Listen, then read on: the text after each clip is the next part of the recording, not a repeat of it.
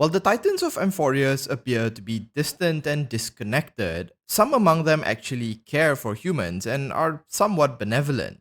Carefully sacrificed itself to ensure humanity survived, Nicodor was the first to confront the Black Tide when it descended, and the Titan Circes was said to have given humanity the gift of knowledge and reason. Of course, there are also Titans who are the complete opposite, such as Aquila, who destroyed an entire city of people purely because they wanted to go into space. This then got me thinking about the space gods, or more commonly known as the Aeons. Which Aeons are actually friendly with mortals, and who among them couldn't care less? That's kind of what I want to discuss in this video. The Aeons that are closest to humanity, and the Aeons who don't actually give two shits. Before we dive into that, if you want to see more Honkai Star Rail content, do consider subscribing to the channel. While the story of Star Rail largely follows the adventures of the Trailblazers and the Nameless, the Aeons are a large part of that story. Nearly every group we have met so far has been connected to one or more of these cosmic gods. Despite there being quite a few of them, not all of the Aeons behave in the same way. Some actually travel and live alongside mortals, while others view mortals, among other things, as outright mistakes and would be better off destroyed. I'm pretty sure you know who those Aeons are. But where do the other Aeons fit within this scale? Well, generally, of the 18 Aeons that inhabit the Star Rail universe, they can be kind of separated into three main groups. Aeons that are somewhat friendly with mortals, Aeons that are more than likely to be using mortals for their own purposes, and finally, Aeons that really don't care that much about mortals. Let's talk about that first group because it's surprisingly not that long of a list. Now, as far as Aeons that have really good relations with humans, Akavili kinda tops the list, which is really to the surprise of no one. Akavili was known to spend a lot of time with mortals, traveling and adventuring with them on the Astral Express. At their peak, they had a fleet of these space-traveling trains, and with each planet they visited, Akavili would be right alongside the Nameless. The Aeon of Trailblazing willingly lent their name and power to practically everyone that followed them, and at the current point in the story, there really hasn't been anything that mentions them abusing their position. Which is why it is not a surprise that Akavili is often referred to as the Aeon closest to humanity. There might be some yet unrevealed reason for their fondness for mortals, but a large part of Akavili's behavior could be due to the path of Trailblaze itself. The interest or perhaps need to travel and venture into the unknown purely for adventure's sake is very much a human trait, and perhaps why Akavili related so closely to them. While Akavili does hold the top spot, there is another Aeon that is mentioned within their description to be really close to mortals. Whether this is a good thing or not kinda depends on the situation. I'm talking of course about the Aeon of Elation, Aha. Now Aha, much like its path, is a mixed bag.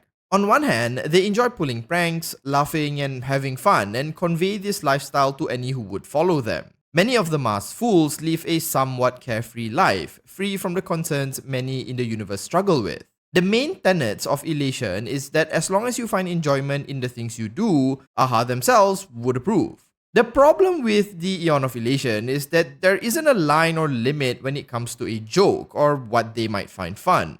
They are equally likely to laugh at a cleverly thought up joke as they are to blowing up a sun, plunging nearby planets into darkness just to deliver a who turned out the lights punchline.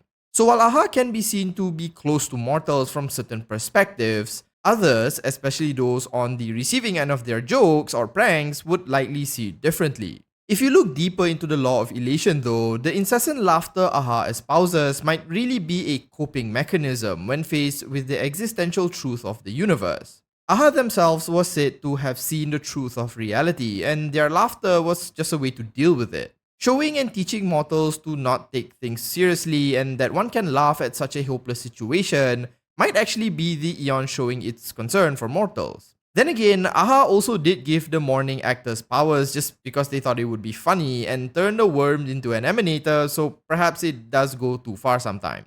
Given most of the masked fools we have met seem to be having a great time overall, I'm going to lean more towards Aha being pretty chill with humanity instead. Now, Akavili and Aha can be said to be pretty close to mortals, and for the most part do seem like they care somewhat. The next four are Aeons that interact with their followers and seem to care about them as well, but can sometimes be a bit negligent. The four that I'm talking about are Lan, the Aeon of the Hunt, Shipe, the Aeon of Harmony, Yaosha, the Aeon of Abundance, and Klipoth, the Aeon of Preservation. Now, generally, these Aeons are somewhat protective and do seem to care for the mortals that follow them. Yaosha once granted immortality to the Xianzhou ancestors, Shipe supposedly protects the weak under the light of harmony, Klipoth often builds protective structures around planets and star systems, and even Lan is known to seek revenge if you bully their followers. The problem is that these Aeons are often nonchalant about their approach. Yaoshi did indeed grant immortality, but left everyone to fend for themselves when resources went scarce. Klipoth builds walls and shields, but doesn't interact or talk at all with their followers as far as we know. Lan exacts revenge on behalf of their followers, but has on more than one occasion left friendly fire on, and Shipe is pretty much running a cult at this point. So humanity does benefit from the benevolence of these Aeons and their supposed generosity, but don't have as close of a relationship to those like Akavili and Aha, at least from what we know so far. Don't get me wrong, each of these Aeons have blessed their followers and interact with them from time to time, but there's clearly a divide between them and their followers. It feels more like they do help, but only if it doesn't inconvenience them. Now, before we get to the group that is the furthest away from the mortals, there is a group that sits squarely in the middle. These Aeons do interact with humans, but for one reason or another are likely using them for their own purposes. Now, these Aeons aren't necessarily evil. I mean, there are no evil Aeons, but there are hints that they get something out of their interactions with humanity and mortals. Those that make up this group are Fuli, Ho-Oh, Mythos, and Nous. Each of these Aeons have in some way or form directly interacted and even assisted mortals, but likely get something out of it. Fuli, for example, is known to outright bless the members of the Garden of Recollection, giving them powers and abilities like their mimetic form. In exchange though, those in the garden collect memories for them from the many different worlds that exist. Nous also has their own club of exclusive members, a group they handpicked themselves and granted unfettered access to ask whatever questions the geniuses want. It's very likely though that they are using these geniuses as part of its grand model, with Kakamon outright killing others in Nous' name to preserve their experiment. Though admittedly, that might just be something she decided to do on her own without any instructions. Ho-Oh, the Aeon of Equilibrium, also fits this pattern as well. In their lore description, it's mentioned that Ho-Oh has a network of agents that they use to maintain equilibrium. While the arbitrators, for example, often end up with zero-sum outcomes, meaning they don't really achieve anything, it's mentioned that Ho-Oh still benefits from their actions. The way the lore reads also seems to imply that Ho-Oh views its followers as expendable to some extent, as agents can always be replaced. So in Ho-Oh's case, it's pretty evident that their followers often do not benefit from these interactions, but the Aeon certainly does. Even Mythos, who we know the least about, uses the Riddlers to mess up language and communication, as well as the Fictionologists to edit Wikipedia entries. The point is that while these Aeons seem like they are close and are even helping mortals, in truth, they might actually be using them as a means to an end. The mortals in these examples really don't get anything out of it, but the Aeons certainly do. Of course, I'm making some assumptions here, but comparing Klipoth's contribution to an Aeon like Ho-Oh or Mythos, you can clearly see which Aeon's activities benefit humanity and which don't, as well as how the Aeons might view their followers. So in a sense, these Aeons are sort of close to mortals as they do interact with them almost directly, but the difference being what each party gets out of it and how they are viewed. Akavili might see the Nameless as their travel buddies, but Ho-Oh might see their followers as expendable, non-paid interns. One last thing I will say about this particular group is that many of the earlier mentioned Aeons like Lan, Shipe, and even Yaosha might actually fit in here as well. Most of these so-called gods are following the programming of their paths, so it wouldn't be too surprising that they might have ulterior motives. But as I mentioned, it doesn't seem like Klipoth, Yaosha, or Shipe get too much out of it compared to Aeons like Fuli and Ho-Oh.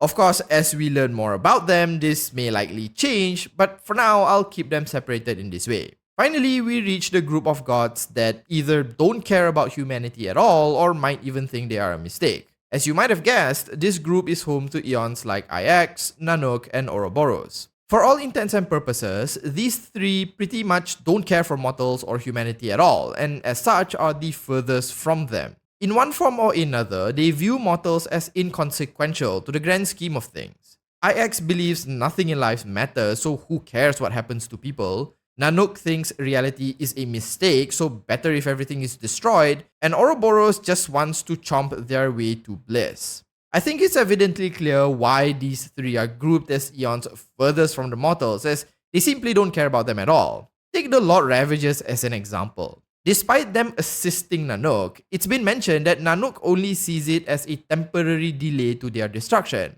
At the end, even the Ravagers will be destroyed by their own boss. Now, I'm sure most of you have noticed by this point that there are a couple of Aeons that I didn't mention. Tezeronth, Enna, Idrilla, Long, and Terminus are nowhere to be seen here. While some of these Aeons definitely do belong in some of the aforementioned groups, they are currently thought to be either dead, missing, or status unknown.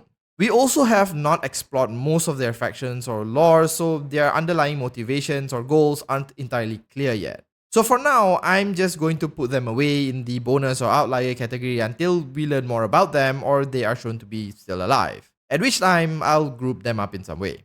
Before I properly close out this video, let me just clarify a few things. First off, this is really mostly my own interpretation of which Aeons I think are the closest and furthest to mortals based on what we currently know about them. It's certainly possible that Fully does in fact have the best interests of the Garden at heart and not just using them, while Qlipoth might actually be just building a giant cosmic zoo or something. My point is that despite my categorizations of which Aeons are closest and furthest from mortals and humanity, we know too little about them for this to be a definite thing. So just take this with a grain of salt as it's mostly just for entertainment. With that, I'll bring this video to a close. Do you think these Aeons fit into the right categories, or do you think they belong somewhere else? Share your thoughts in the comments. If you found the video entertaining, do consider liking and subscribing to the channel. Thanks so much for watching, and as usual, have a nice day.